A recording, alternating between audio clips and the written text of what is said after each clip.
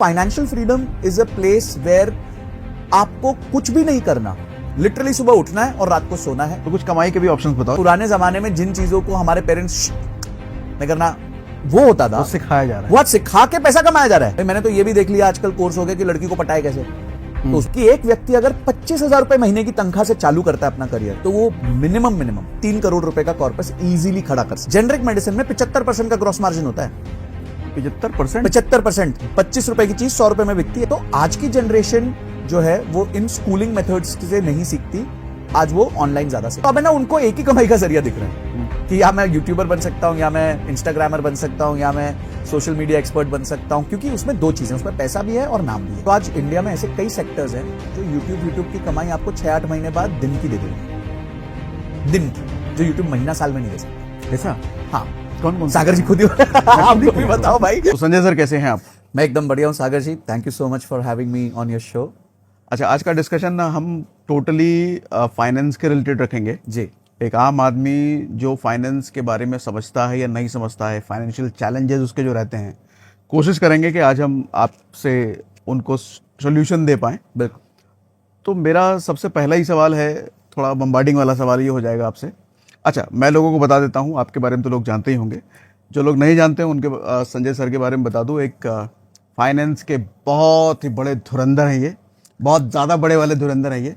तो आप इनसे फाइनेंस कुछ भी सीख लो, कुछ भी पूछ लो, इनके पास बहुत सॉलिड आंसर हैं और बहुत कुछ। खैर, आज एक नमूना हमें मिल भी जाएगा इस पॉडकास्ट के जरिए। Thank you so much. तो पहला ही सवाल मेरा ये है, बम्बार्डिंग वाला जी। फाइनेंशियल फ्रीडम चाहिए सबको जी। अच्छा, बहुत सारे लोगों को पता भी नहीं होता क्या है ये। तो मैं आपसे चाहता हूं कि ये क्या होता है, लोग क्यों नहीं पा पाते? मैक्सिमम लोग फाइनेंशियली फ्री होना चाहते हैं लेकिन हो नहीं पाते, क्या कारण होता है? तो फाइनेंशियल फ्रीडम को पहले समझते हैं। हम जिंदगी भर सागर जी सबकी जर्नी में, और अगर खासकर आप हमारे एज ग्रुप के लोगों को देखेंगे तो सबके स्ट्रगल्स रहे हैं। आप भी बिहार से आए, आपने भी स्ट्रगल देखा, मैं भी एक छोटे गांव से आया, फिर सिटी में बढ़ा, हमने अपना स्ट्रगल देखा। तो हमारा जो मानसिकता थी वो ये थी कि हमें पैसे बचाने। तो हम अपने सब स्ट्रगल्स देख रहे थे और उसके हिसाब से लोग अपने पैसे बचा के चलते थे। हमारे कॉन्जर्वेटिव पेरेंट्स थे, कॉन्जर्वेटिव पूरी सोसाइटी थी, तो उस तरीके से वहां पे वो हमारे एंग्रेन्ड हो गया था। ठीक है। हमने जिंदगी भर अपना समय बेचा पैसा लेने के लिए। जितने भी नौकरी करी, मैंने भी 16 साल कॉर्पोरेट में निकाले, रियल एस्टेट में काम किया, बहुत जगह काम किया। तो मैंने क्या किया, मैं सुबह 9 बजे जाता हूं और शाम को 8 बजे 9 बजे आता हूं, depending upon my work profile. तो मैं क्या कर रहा हूं कि वो महीने के एंड में 35,000 से लेकर जो भी मेरा लास्ट की सैलरी थी, 35,000 से मेरी सैलरी चालू हुई थी 2008 में, 35-40,000 से। तो वहां से जो जर्नी स्टार्ट हुई, तो वहां मैंने अपना समय बेचा ताकि मैं पैसे ले पाऊं। फाइनेंशियल फ्रीडम इसका जस्ट उल्टा होता है। आप अपना समय खरीद लेते हो क्योंकि अब आपके पास इनफ पैसे होते हैं। समय दूसरों को खरीदते हैं। हाँ, आप अपना ही समय आप खरीद लेते हो दूसरों से। अभी तक आप दूसरों को समय बेच रहे थे। आप एक कंपनी के पास जाते थे, आप बोलते थे सुनो, आप मेरे को सुबह 9 बजे बुलवा सकते हो और रात के 8-10 बजे तक काम करा सकते हो, संडे को जरूरत पड़ी तो काम करा सकते हो, 26 जनवरी को जरूरत पड़ी तो काम करा सकते हो, साल की मुझे 30 छुट्टी जनरली मिल जाती हैं, पर क्योंकि मेरा प्रोफाइल ऐसा है तो आप कभी भी बुलवा लेते हो। तो मैंने क्या किया, मैं तो समय दे गया अपना, और समय से कीमती कोई चीज नहीं है क्योंकि वो वापस नहीं आती। सब कुछ ऊपर नीचे हो जाता है जीवन में, हेल्थ ऊपर नीचे हो जाती है, वेल्थ ऊपर नीचे हो जाती है, समय ऊपर नीचे नहीं होता। समय सबसे ज्यादा समय एक्चुअली एक ऐसी कमोडिटी है जो आपको कभी वापस नहीं मिल सकती। तो आपने अपनी सबसे महंगी कमोडिटी दे दी ताकि आप कुछ पैसे पा पाओ, इसमें कुछ गलत नहीं है। पहली बात, आजकल ना मैं नोटिस करता हूं कि काफी इंस्टाग्राम पे इन्फ्लुएंसर्स या जो यंग हैं वो ना इस चीज को उसको धिक्कारने लग गए हैं। वो ये बात नहीं समझ रहे कि एक आधा कोई केस या 10 केस ऐसे हो जाते हैं जो अच्छा कर पाते हैं, पर बाकी आम जनता जो है वो आज भी वही स्ट्रगल्स ले रही है। इंडिया में आज 140 करोड़ लोगों में सिर्फ 14 करोड़ लोग ऐसे हैं जिनकी 25,000 या उससे ज्यादा की आमदनी है। तो बाकी जो 126 करोड़ लोग हैं वो आज भी बहुत बुरे दारिद्र्य में फंसे हुए हैं। तो फाइनेंशियल फ्रीडम को जानने से पहले हमें यह समझना होता है कि समय क्या है। तो समय यह है कि हमने अपना समय बेचा और पैसे ले लिए, उससे हमने कुछ किया। ठीक है, अगर हम वो चीज से कुछ सही कर पाएंगे तो कुछ समय बाद जाके हम ऐसी स्थिति में पहुंच जाएंगे कि हमारा पैसा हमारे लिए वर्क कर रहा होगा, हमारा कैपिटल हमारे लिए वर्क कर रहा होगा। जैसे वर्किंग कैपिटल कह देते हैं, बिजनेस में वर्किंग कैपिटल कहते हैं। तो वर्किंग कैपिटल मतलब कैपिटल वर्क कर रहा है। पर ये जो इंटेलिजेंस है, ये भारत देश में आज बहुत, अभी भी बहुत कम है। बहुत एजुकेशन हुई है, आप जैसे लोगों ने आपके इतने बड़े चैनल के माध्यम से बहुत अच्छी अच्छी वीडियोस डाली है, पर मेरे को लगता है अभी भी हम बहुत बहुत पीछे हैं, बहुत पीछे हैं, और बहुत एजुकेशन देनी है। तो financial freedom is a place where आपको कुछ भी नहीं करना, लिटरली सुबह उठना है और रात को सोना है, और एक ऐसी आपकी इनकम स्ट्रीम है जो आपके सारे खर्चों को टेक केयर कर रही है। इसे हम फाइनेंशियल फ्रीडम कहते हैं। आपने अपना समय खरीद लिया। आज मैं मंडे को चाहिए तो ऑफिस में काम ना करूं, मैं अपना कोई काम ना करूं, 2 महीने की छुट्टी पे चला जाऊं, कुछ मेरे को रोकेगा नहीं, क्योंकि मेरे पास इनफ पैसा है। तो ये होता है हमारा financial freedom when we buy our own time, जब हमने अपना समय खरीद लिया जो हम पहले बेचते थे। ओके, ठीक है। दूसरी चीज हो गई फाइनेंशियल फ्रीडम क्यों नहीं पा पाते। देखिए, मैंने ना, एक व्यक्ति मेरे साथ काम करते थे, उनकी तनख्वाह सुन के आप हैरान हो जाओगे, देश में मेरे को लगता है 0.1% लोगों की इतनी तनख्वाह होती है। उनकी तनख्वाह थी 7 लाख रुपया महीना, 7 लाख रुपीस पर मंथ। मैंने जैसे कहा कि इस देश में शायद 0.1% लोगों की, जो वर्किंग प्रोफेशनल्स है, पूरे देश की नहीं, वर्किंग प्रोफेशनल्स में 0.1% ऐसे लोग होंगे जिनकी तनख्वाह 7 लाख रुपए महीना होगी या उससे ज्यादा होगी। वो व्यक्ति की 20-22 तारीख को पैसे खत्म हो जाते थे और वो उधार पे जीता था। ओके। तो मैंने एक ऐसा व्यक्ति देखा जो 7 लाख रुपए महीना पाने के बाद भी सिर्फ 20-22 दिन निकाल पाता है, अगले 8-9 दिन नहीं निकाल पा रहा था बेचारा। और मैंने एक ऐसा व्यक्ति भी देखा जो 50,000 रुपए कमाता था, पर उसमें से भी 10 से 12,000 रुपए की इन्वेस्टमेंट कर देता था। तो savings and your financial journey, जो आपकी फाइनेंशियल इंडिपेंडेंस है, is not a factor of how much you earn. आप कितना कमाते हो उसका फैक्टर नहीं है, आप कमाए हुए पैसे से करते क्या हो, ये उसका फैक्टर है। आज लोगों को दुनिया को दिखाने के लिए उड़ी मारनी है ऊपर से, 50,000 रुपए जाके दुबई में दे देंगे, चलो अपन कूद लेते हैं एक बार, 25,000 की तनख्वाह होगी, 50,000 रुपए दे देंगे, तो कैसे करेंगे, ईएमआई पे करेंगे। तो आपने वो पैसा जो निवेश होकर आपको आगे बढ़ा सकता था, उस पैसे को छोड़ दिया और उसकी जगह अपने पे एक लाइबिलिटी ले ली ताकि आप इंस्टाग्राम पे अच्छी फोटोज डाल सको। आप जिंदगी में कभी फाइनेंशियली इंडिपेंडेंट नहीं हो सकते, हो ही नहीं सकते। और फिर आप कर्ज करोगे, मैं फाइनेंशियली इंडिपेंडेंट नहीं हो पा रहा, मैं स्ट्रगल कर रहा हूं, मैं ये कर रहा हूं, मैं वो कर रहा हूं। तो ये जो प्रॉब्लम है कि लोग, income is not a factor of financial independence, only and only how you manage your income, ठीक है, is a factor of your financial independence. इसलिए कुछ लोग 50,000 से 75,000 की पैसिव इनकम के साथ भी फाइनेंशियली इंडिपेंडेंट हो जाते हैं, और कुछ लोग 2, 3, 4 लाख रुपए महीने की इनकम के साथ, पैसिव इनकम के साथ भी फाइनेंशियल इंडिपेंडेंट नहीं हो पाते। क्यों? क्योंकि उनको मैनेज ही नहीं करना आता अपना पैसा। तो हम फाइनेंशियली इंडिपेंडेंट, आपने जो बहुत हार्ड हिटिंग क्वेश्चन पूछा, जो फैक्चुअल क्वेश्चन पूछा, वो ये है कि हम क्यों नहीं फाइनेंशियल इंडिपेंडेंट हो पा रहे। क्योंकि हम लोगों को एक्चुअली ना खर्च करना आता है, ना हम लोगों को निवेश करना आता है। ये हमारे देश की सबसे बड़ी प्रॉब्लम है, जिसकी वजह से अधिकांश लोग फाइनेंशियली इंडिपेंडेंट नहीं हो पाते। मैं आपको प्रूफ के साथ जनरली बता सकता हूं।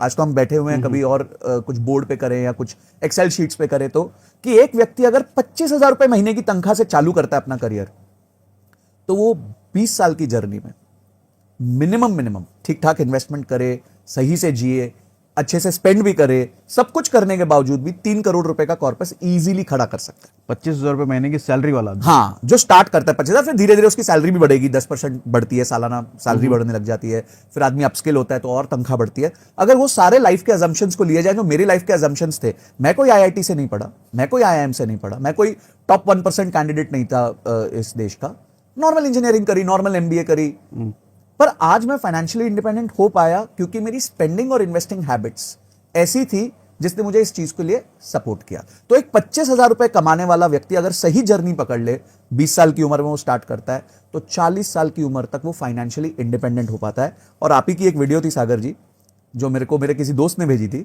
वो बहुत इंस्पायरिंग वीडियो, तो मैं बहुत लोगों को फॉरवर्ड करी। वो थी कि SWP मतलब मुफ्त की सैलरी, बिना नौकरी के सैलरी। हाँ, बिना नौकरी के सैलरी। हाँ, तो ये SWP जो है ना, ये सबसे अंडररेटेड पैसिव इनकम है इस देश की। अगर आज एक व्यक्ति, मजेदार आपको एक बात बताता हूं, अगर एक व्यक्ति 20,000 रुपए महीना एक SIP में डाले 20 साल के लिए, उसके बाद वो अगले 20 साल के लिए 2 लाख रुपए महीना उसी SIP में से निकाल सकता है। किस बात की कंप्लेंट है भाई? क्या क्या रोक रहा है आपको ये करने से? 20,000 रुपए नहीं डाल सकते? चलो आज आप 5,000 से स्टार्ट कर लो, धीरे धीरे रैंप अप करो, 7,000 ले जाओ, 10 ले जाओ, 12, 15, 18, 22, 25, 30 ले जाओ। मैंने भी ऐसे स्टार्ट किया था।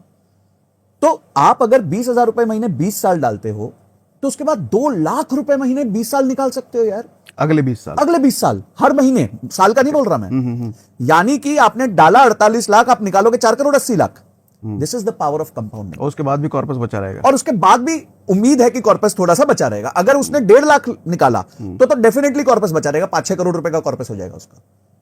मतलब आप सोचो, वो पावर है कंपाउंडिंग की जो लोग नहीं, उनको चाहिए कल पैसा बन जाए, परसों पैसा बन जाए, आज मैं ऊपर से कूद जाऊं, लोगों को फोटो दिखा दूं। अरे 4 लाइक्स 10 लाइक कितने, अगर एक फोटो पे आपके 100 लाइक आ गए और आपने 50,000 रुपए डाल दिए तो यार आपको तो 500 रुपए की 1 लाइक पड़ी यार। 500 रुपए 1 लाख, यस। हाँ। तो अगर तो लोग है ना यूनिट लेवल पे नहीं जाएंगे, ये सब चीजें नहीं देखेंगे, तो कैसे फाइनेंशियली इंडिपेंडेंट। और 500 रुपए 1 लाख तो पड़ी, लेकिन बदले में मिला कुछ भी और नहीं। मिला कुछ भी नहीं कि भाई कोई काम दे देता आके उसके चक्कर में, या तुम्हारे को अच्छा अगली बार दुबई टूरिज्म बोलता कि अगली बार उड़ी मारोगे तो हम तुमको 50,000 रुपए हम अपनी जेब से देंगे। तो यू नो ये सब चीजें लोगों को देखनी पड़ेंगी कि आप अपना घर संवारो, आप अपने आप को ठीक करो, हाँ शौक पूरे करो, शौक पूरे करने के मेजर्स रखो, वो उनके देखिए हर चीज का जो रूल बना देगा। जैसे हमारे जब हम गाड़ी लेके जाते हैं और हम फरीदाबाद बॉर्डर पे हैं, तो फरीदाबाद बॉर्डर पे अंदर जाने के लिए आपको टोल देना पड़ता है, ठीक है। इसी तरह आपको लाइफ में भी बहुत सारे टोल गेट्स बनाने पड़ते हैं, जिसमें इनकम का टोल गेट होगा, एक्सपेंस का टोल गेट होगा, लीजर का टोल गेट होगा कि मैं लेजर एक्सपेंसेस कब करूंगा, मैं हैंडबैग कब खरीद सकता हूं, मैं एक 40,000 रुपए का टूमी का बैग कब खरीद सकता हूं। खरीद सकते हो, इसको थोड़ा डिटेल में बताइए। हाँ। तो बेसिकली क्या है, मेरा एक डेफिनेशन है कि आपकी औकात होनी चाहिए। ये बड़ा रफ वर्ड है ये, पर औकात की एक डेफिनेशन है। औकात की डेफिनेशन ये है कि अगर मैं एक आज टूमी का बैग लेने जाता हूं, टूमी एक बहुत हाई ब्रांड अच्छा बैग है, मिनिमम हल्का सा भी बैग उसका 50-60 हजार रुपए का आता है, मेरे को लेना है जी, मेरे जीवन में मेरे को चाहिए था, तो 50-60 हजार रुपए का अगर मुझे बैग लेना है तो औकात का मतलब यह है क्या मैं ये बैग बिना मेरे को प्रॉब्लम हुए 2 बार ले सकता हूं। ओके। अगर तो मैं ये 2 बार ले सकता हूं तो मेरी आज औकात है इस बैग को लेने की, मुझे मेरा कोई इसमें नुकसान नहीं होगा, कोई ऐसा नहीं होगा कि मेरे पे ईएमआई चढ़ जाएगी, कोई ऐसा नहीं होगा कि आगे का मेरा रनवे खत्म हो जाएगा, कोई ऐसी चीज नहीं होगी जिससे मैं हिल जाऊंगा। तो अगर मैं नहीं हिलता तो मैं डेफिनेटली अगर मैं 2 बार उस बैग को खरीद सकता हूं तो मैं 1 बार तो खरीद ही लूंगा। तो पहला ये डेफिनेशन है औकात का।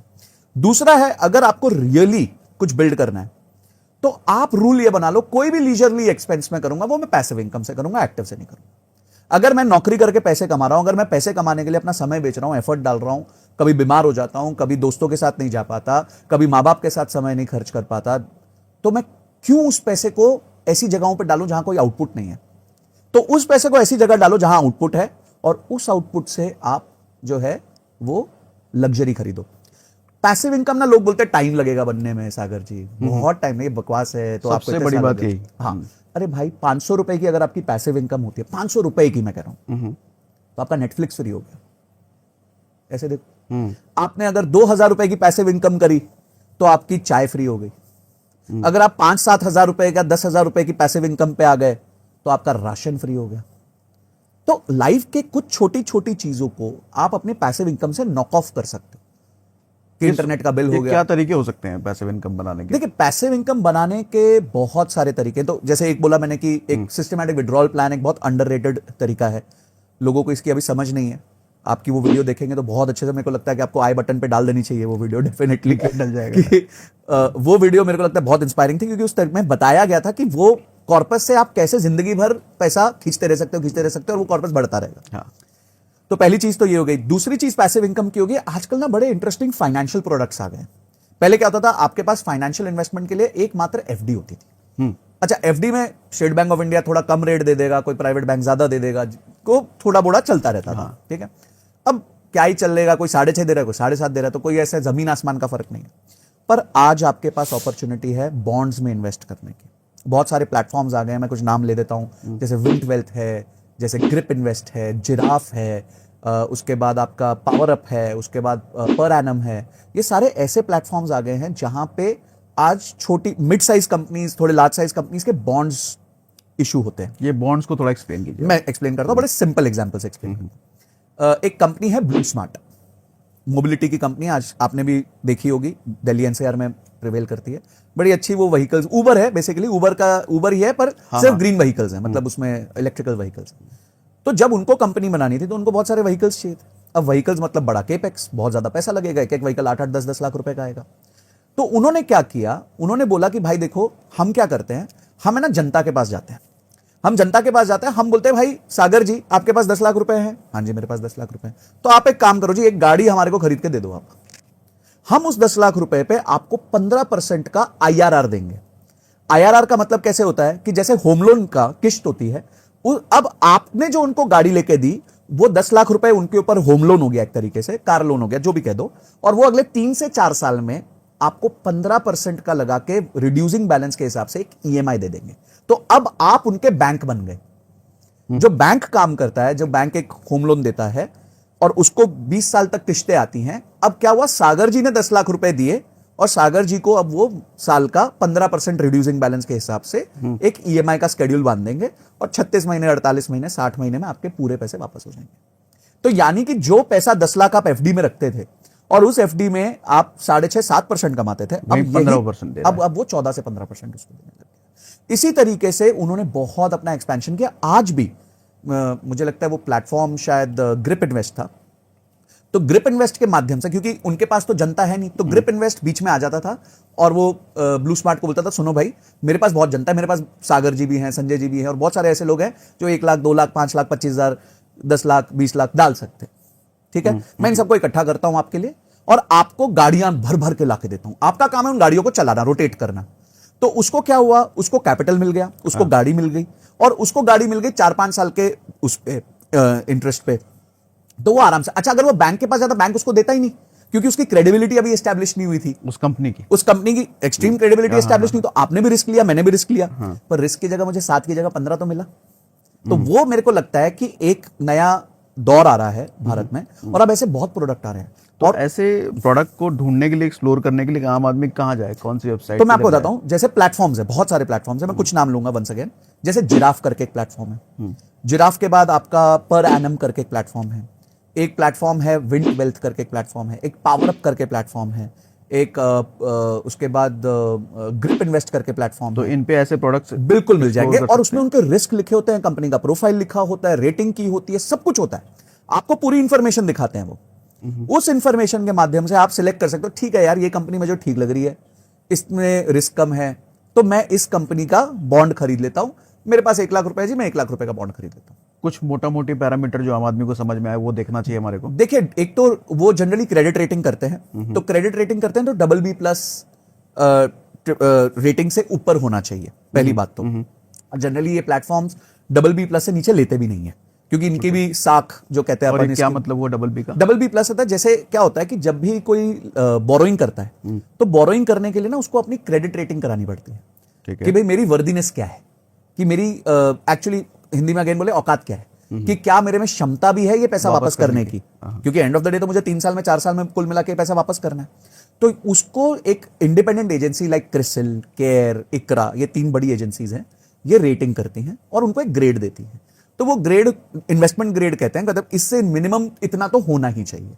तो वो जो मिनिमम इतना ही होना चाहिए वो BB+ होता है, तो BB+ से वो ऊपर रहेंगे तो बेटर है। 99% केसेस में वो सारे BB+ से ऊपर रहते हैं क्योंकि प्लेटफॉर्म नहीं तो लाने नहीं देता उनको।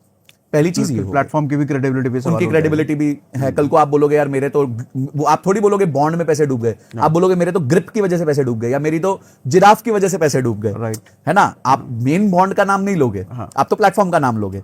लोग थोड़ी बोलते हैं कि मेरा वो सप्लायर ने प्रोडक्ट नहीं भेजा, मेरा अमेजॉन ने प्रोडक्ट नहीं भेजा, हाँ, तो साख खराब होती है अमेजॉन की, तो अमेजॉन को ध्यान देना पड़ता है इन सब चीजों। तो ये हो गया आपका रेटिंग। सेकेंड चीज हो गई कि एसेट कवर क्या है।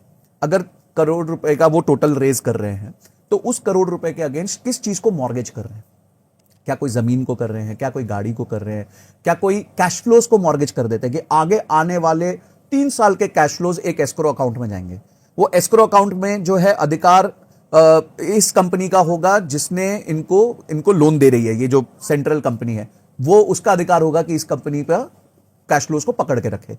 तो क्या चीज वो मॉर्गेज कर रहे हैं, ठीक है।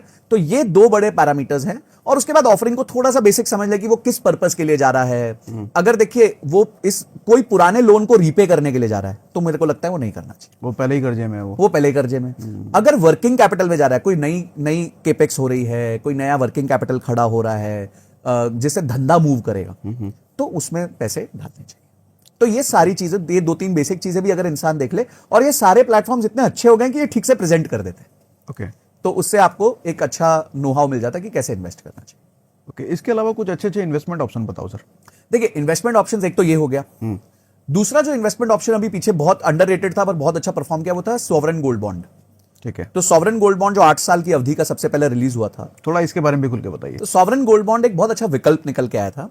सॉवरेन गोल्ड बॉन्ड, सॉवरेन मतलब सरकार, गोल्ड बॉन्ड मतलब गोल्ड के अगेंस्ट पैसा।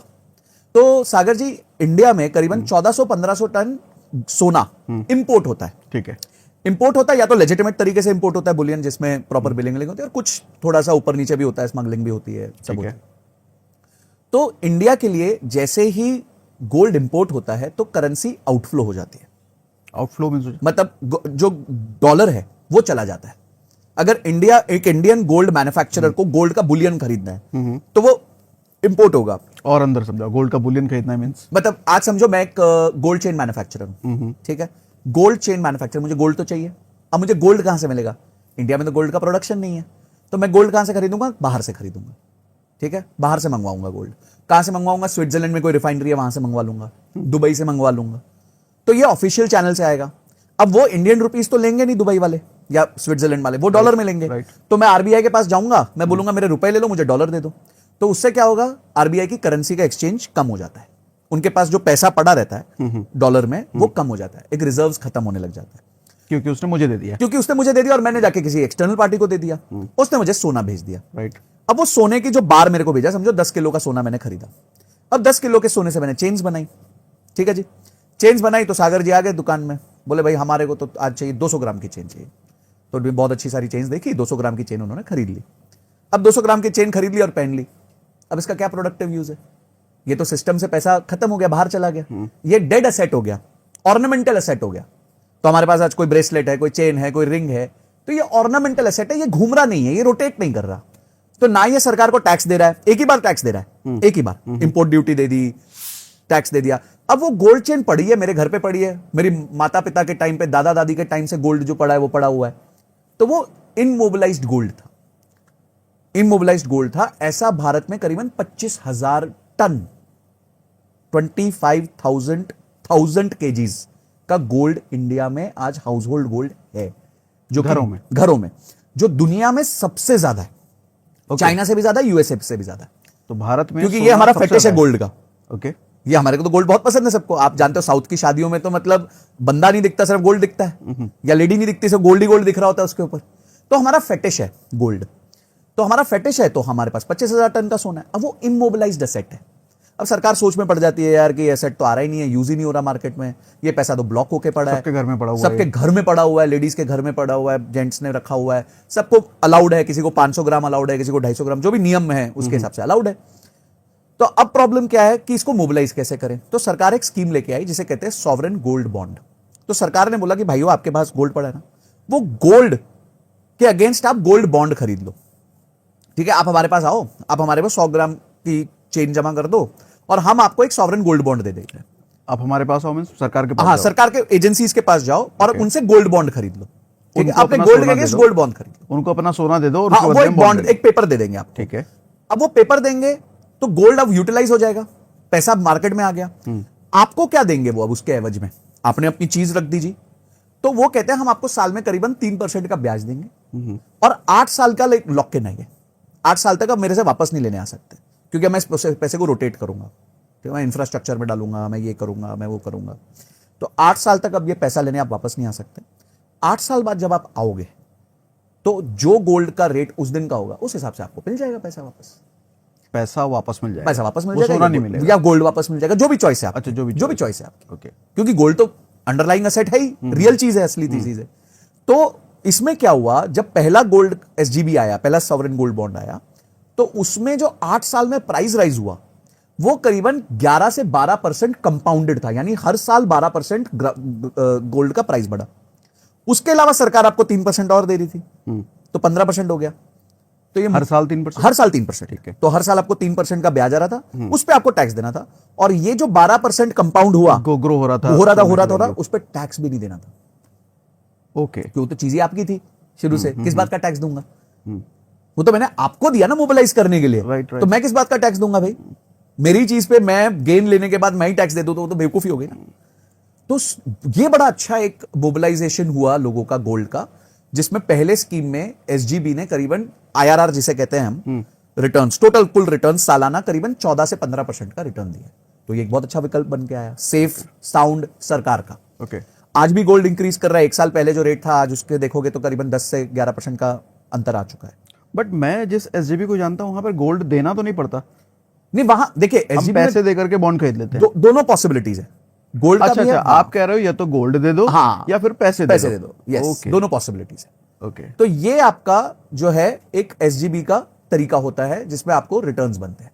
तो ये एक पैसिव इनकम हो गई अगर आपके पास गोल्ड रखा हुआ है। एक मैंने आपको बता दिया एफडी, तो चलो स्टैंडर्ड हो गई। एक हाई यील्डिंग बॉन्ड्स हो गए। ये मेरे हिसाब से 3 आज के दिन फाइनेंशियल एसेट्स हैं जिसमें बहुत इजीली आप पैसिव इनकम। लेकिन एसजीबी के साथ रेस्ट्रिक्शन नहीं है, हमेसा अवेलेबल नहीं होता ये। हाँ, आप लॉक इन हो गए। इट्स अ नहीं, हमेशा अवेलेबल नहीं होता बाय करने के हाँ, लिए। बाय करने के लिए भी अवेलेबल नहीं होता। और साल में शायद 4 या 5 बार आता है। यस, हाँ 4 बार आता है। 3 से 4 बार आता है। और देखिए, बट आपके पास विकल्प आ गया ना, एक अपॉर्चुनिटी आ गई। जैसे 2-3 अपॉर्चुनिटी हो गई कि आपके पास एफडी आ गया, आपके पास हाई यील्डिंग बॉन्ड्स आ गए, आपके पास सॉवरेन गोल्ड बॉन्ड आ गया।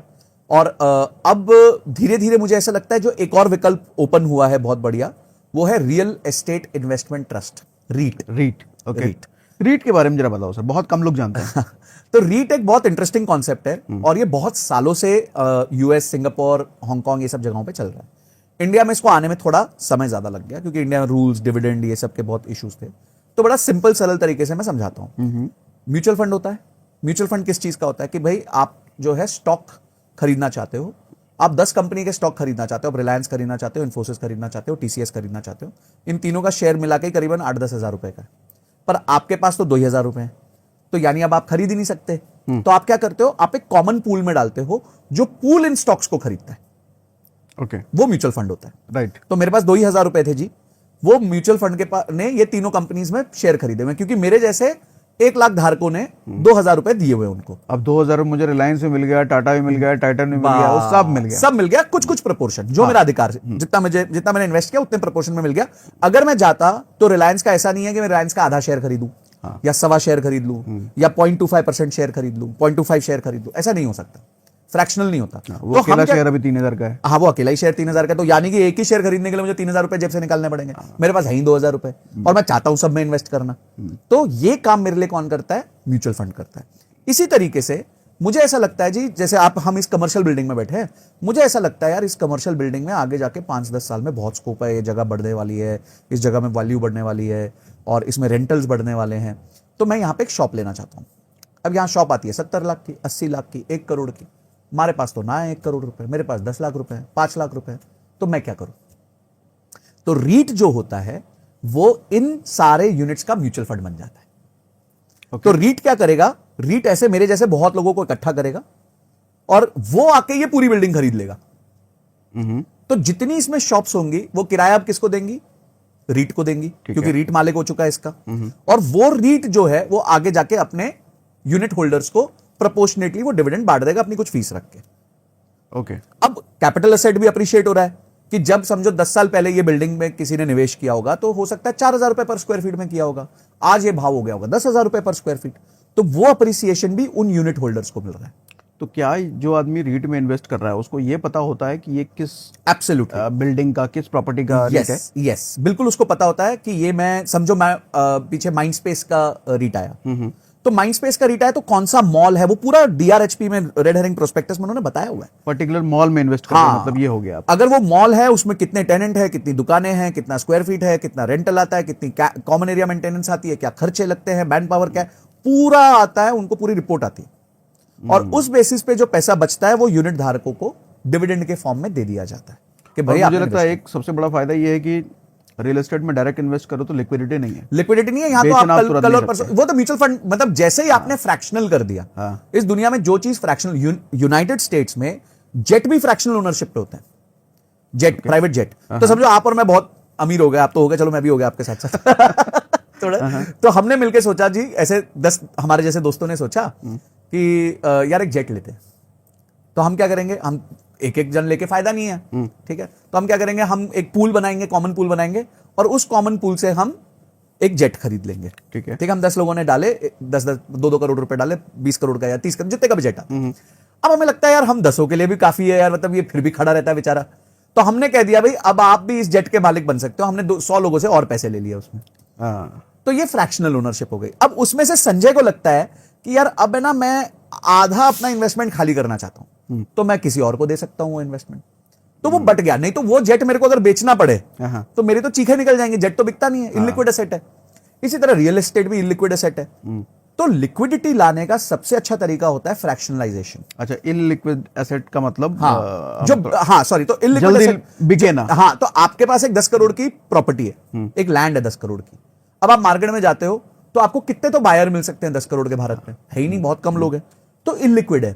आज अगर मेरे पास 1 करोड़ का म्यूचुअल फंड है और उसमें से मुझे 1 लाख रुपए निकालने हैं, बटन दबाऊंगा कल पैसा आ जाएगा। हाँ, ठीक है। मुझे 2 लाख निकालने हैं, बटन दबाऊंगा कल पैसा आ जाएगा। अगर आपको अपने अपार्टमेंट है 1 करोड़ रुपए का, उसमें से उसके पे करना है, तो ऐसा तो है नहीं कि आप अपना बाथरूम बेच दोगे, ऐसा तो है नहीं कि आप अपना बेडरूम बेच दोगे, वो तो पॉसिबल ही नहीं है। नहीं। फिर आप क्या करोगे? लोन अगेंस्ट प्रॉपर्टी लोगे। हाँ, तो आपके सर पे उधार आ गया। राइट। आप ही की चीज पे आपको उधार लेना पड़ रहा है ताकि आप उसमें से पैसा निकाल सको। ये कहां का न्याय है? तो जो भी ऐसे एसेट्स होते हैं, बड़े एसेट्स होते हैं, वो इलिक्विड होते हैं। यानी वो लिक्विड नहीं होते, वो मूव नहीं करते, उनकी मूव नहीं होती, ट्रांसफर नहीं होता। इसलिए मैं एक बार किसी से बात कर रहा था तो बड़ी अच्छी बात हुई कि अगर हमारे भारत के सारे घरों को एक स्टॉक एक्सचेंज पे लिस्ट कर दिया जाए तो उन पे रोज लोअर सर्किट लगेगा, क्योंकि कोई बायर ही नहीं होगा। कोई शेयर का जब बायर नहीं होता और सेलर होता है तो लोअर सर्किट लगने लग जाता है। तो अगर हमारे देश के सारे घरों को और ये सब जगहों को हम डाल दें एक पोर्टल पे, एक स्टॉक एक्सचेंज, जैसे बॉम्बे स्टॉक एक्सचेंज है वैसे एक हाउसिंग स्टॉक एक्सचेंज आ जाए, तो घरों के प्राइस रोज गिरने लग जाएंगे। क्यों? क्योंकि लिक्विडिटी नहीं है भारत में उतनी ज्यादा। कुछ ही वर्ग है जो वो घरों को खरीद सकता है, बहुत कम सेट ऑफ लोग हैं। रीट के बारे में थोड़ा सा कुछ और बताइए संजय सर, कि मान लो किसी बिल्डिंग का है, मान लो ये गैलेक्सी बिल्डिंग है, गैलेक्सी बिल्डिंग का रीट पे किसी ने इन्वेस्ट कर दिया। अब ये गैलेक्सी बिल्डिंग जो है खंडर होता जा रहा है, मान लो इसकी दुकानें खराब हो रही हैं, कोई ले ही नहीं रहा, तो इसका जो वैल्यू खराब होगा वो इसके रीट में भी दिखेगा। बिल्कुल दिखेगा। ये वही बात है, जैसे आपने रिलायंस का शेयर खरीदा और उसका अगले साल का परफॉर्मेंस खराब हुआ, तो आपका 3,000 रुपए का शेयर 2,000 रुपए का हो जाएगा, या 2,500 का हो जाएगा। क्यों? क्योंकि उसने परफॉर्मेंस नहीं करी। ये असेट है। अच्छा, क्या होता है जनरली रीट में वैसे असेट्स आते हैं जो 80%, 90% लीज हो चुके होते हैं। अच्छा, 80%, 90% लीज हो चुके होते हैं, तो उनमें सक्सेस आ चुकी होती है।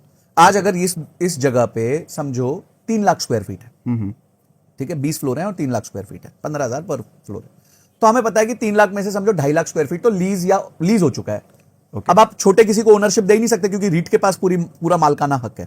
तो रीट ऐसे टुकड़े करके नहीं बेचता कभी भी। रीट टुकड़े करके बेचेगा अपने यूनिट होल्डर को। पर सागर जी पहुंच के बोले यार मेरे को 2 दुकानें दे दो 1-1 करोड़ की, वो उनको नहीं देगा। वो बोलेगा आप एक काम करो, रीट में 2 करोड़ डाल दो। अब रीट में 2 करोड़ डाल दो, वो कोई प्रॉब्लम नहीं है, पर मैं आपको दुकान नहीं दूंगा, ईयर मार्क दुकान नहीं दूंगा। ओके, ठीक वो है। दुकान फिर किसको देंगे? वो दुकान तो उन्हीं की हो गई, उसका भाड़ा वो यूनिट होल्डर को देंगे। अच्छा, जो यूनिट होल्डर है फिर तो ऐसे फिजिकल रियल एस्टेट से ज्यादा अच्छा हो गया ये। एब्सोल्युटली, बिकॉज ये लिक्विड हो गया। अब 2 लाख रुपए में मैं इस जगह का मालिक बन सकता हूं, सिर्फ 2 लाख रुपए देके। अब मैं असली मैजिक आपको बताता हूं इसमें। ये तो कमर्शियल है। आप कभी भी ये सोच सकते हो कि होटल में कमरा आपका होगा। एक होटल है, हाँ, मैरियट आजकल वो भी चल रहा है, ये भी बताओ। हाँ, तो मैरियट चल रहा है या फिर हयात चल रहा है या फिर कोई भी अच्छी चेन चल रही है, ठीक है। तो उसमें भी आप एक चाहते हो कि मैं हॉस्पिटैलिटी एसेट में पार्टिसिपेट करूं। हॉस्पिटैलिटी एसेट क्या है जी? जनरली हॉस्पिटैलिटी के रेट्स, होटल्स के रेट सालाना 5 से 6% बढ़ते ही बढ़ते हैं ओवर 10 ईयर पीरियड। ये एक रूल है, नियम सा है। ठीक है, ठीक है। तो अगर मुझे होटल बनाना है तो मेरे को 300-400 करोड़ रुपए लगेंगे। 5 स्टार होटल बनाना है तो मेरे पास तो है नहीं भाई 300-400 करोड़। तो एक बना बनाया होटल है, चल रहा है, अच्छा रिटर्न्स दे रहा है, तो उसका भी रीट हो सकता है, वो भी रीट में आ सकता है। ओके, तो वो रीट में आ गया, समझिए 300 कमरों का जेडब्ल्यू मैरियट रीट में आ गया। तो अब वो रीट ने जेडब्ल्यू मैरियट के मालिक से जाकर जेडब्ल्यू मैरियट खरीद लिया। अब वो तो चल ही रहा है, जैसे पहले चल रहा था वो अभी भी चल रहा है। तो उसका जो प्रॉफिट है वो वापस यूनिट धारकों के बीच में बट जाएगा। आज जो प्रॉफिट आ रहा है वो समझो उनका आज रेट चल रहा है 10,000 रुपए पर नाइट। ठीक है, 5 साल बाद ये रेट हो जाता है 14,000 रुपए पर नाइट। तो आपका जो प्रॉफिट है वो भी साथ साथ बढ़ने लग जाएगा। ओके, ठीक है। आपको आज अगर एक यूनिट पे 4%, 5% का रिटर्न मिलता है, कल को जाके वो 10% हो जाएगा, 11% हो जाएगा साल का। आपके यूनिट की वैल्यू बढ़ जाएगी और वो ट्रेडेबल होगा।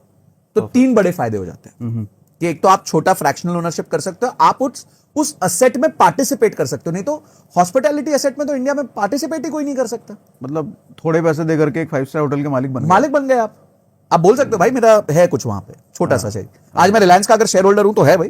मैं जा सकता हूँ एजीएम में हाथ खड़ा करके मुकेश अंबानी से सवाल तो पूछ ही सकता हूँ कि सर मुझे ऐसा लगता है आप ठीक से कंपनी नहीं चला रहे, आपको रिजाइन कर देना चाहिए। बोल सकते हैं। बोल तो सकता हूँ क्योंकि मैं शेयर धारक हूँ। ठीक है, वो मानेंगे नहीं, वो सब ठीक है, अलग बात है। तो अगर मुझे लगता है कि एक छोटा पैसा देके मैं एक हॉस्पिटैलिटी यानी कि एक होटल असेट में जुड़ सकता हूँ, मैं जुड़ना चाहूंगा, बिल्कुल जुड़ना चाहूंगा। अल्टीमेट, ये तो मतलब मजेदार चीज है रीट। हाँ, अच्छा, अब रीट के साथ साथ एक बात और हम देखते हैं। रीट के साथ साथ अब एक और चीज आने वाली है, वो है इनविट। ओके। जैसे रीट है, रियल एस्टेट इन्वेस्टमेंट ट्रस्ट, वैसे है इनविट यानी कि इंफ्रास्ट्रक्चर इन्वेस्टमेंट ट्रस्ट। ये है नहीं अभी शायद। हाँ, अभी है नहीं। ओके। इनविट में क्या होगा कि एक कंपनी ने रोड बनाई, अब उसको अगले 30 साल उसका टोल मिलने वाला है।